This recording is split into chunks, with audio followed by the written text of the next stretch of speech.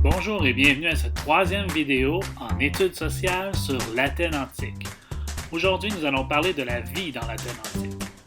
Tout d'abord, une petite révision à propos des classes sociales. Donc, nous avons vu que durant l'Athènes antique, il y avait trois classes sociales. Donc, il y a les citoyens. Alors, pour être un citoyen, il faut être quelqu'un qui est né de parents qui sont aussi athéniens. Et c'est seulement les hommes qui ont un statut de citoyen et on devient citoyen à partir de l'âge de 20 ans après avoir complété son service militaire. Les femmes ne sont pas considérées comme des citoyennes dans la démocratie athénienne.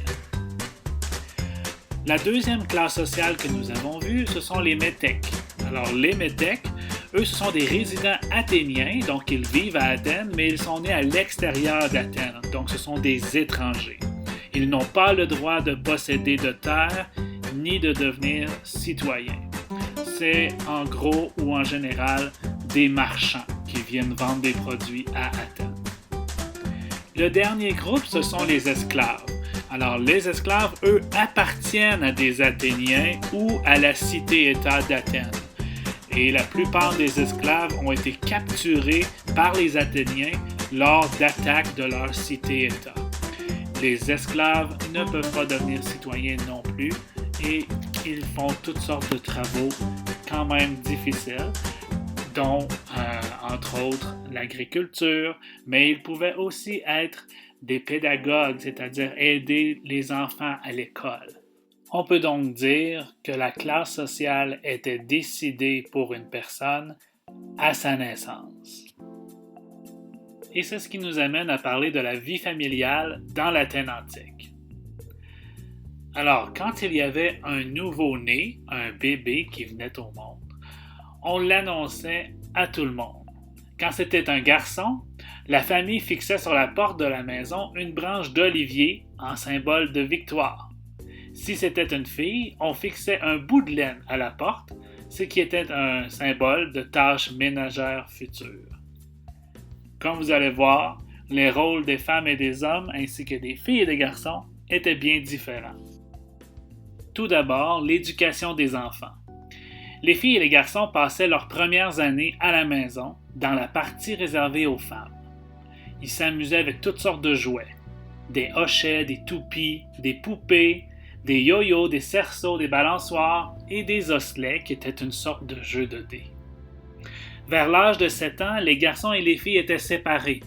C'est à ce moment-là que les garçons allaient à l'école pour apprendre la lecture, l'écriture, les mathématiques, la musique et la littérature. Ils apprennent aussi par cœur et discutaient de poèmes qu'on appelait des épopées. Les épopées, ce sont donc des récits, des poèmes qui racontent l'histoire d'un héros légendaire. Et il y en a eu plusieurs de célèbres, dont l'Iliade et l'Odyssée, où tu as peut-être aussi entendu parler du cheval de Troie. Pour les garçons, les sports comme la course, la boxe, la lutte, le lancer du javelot ou du disque, c'était des occupations très importantes dans leur éducation parce que ces exercices-là les préparaient au service militaire qui débutait à l'âge de 18 ans. À partir de l'âge de 20 ans, les garçons étaient prêts à jouer leur rôle d'adultes dans la société athénienne et ils étaient donc considérés à ce moment-là citoyens.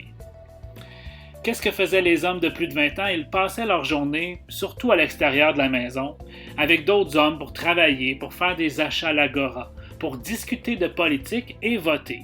Le sport continuait de jouer un rôle important dans leur vie aussi. À partir de l'âge de 7 ans, les filles demeuraient à la maison avec leur mère.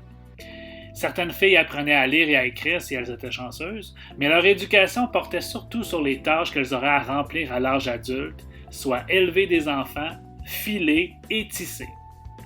Vers l'âge de 15 ans, les filles étaient mariées à un homme choisi par leur père et elles allaient les vivre avec leur mari. Dans l'Athènes antique, les hommes et les femmes avaient des rôles vraiment différents. Les femmes et les hommes n'avaient pas du tout les mêmes droits non plus. Chaque femme avait un protecteur, son père, son frère ou son mari. Les femmes ne participaient pas non plus à l'assemblée.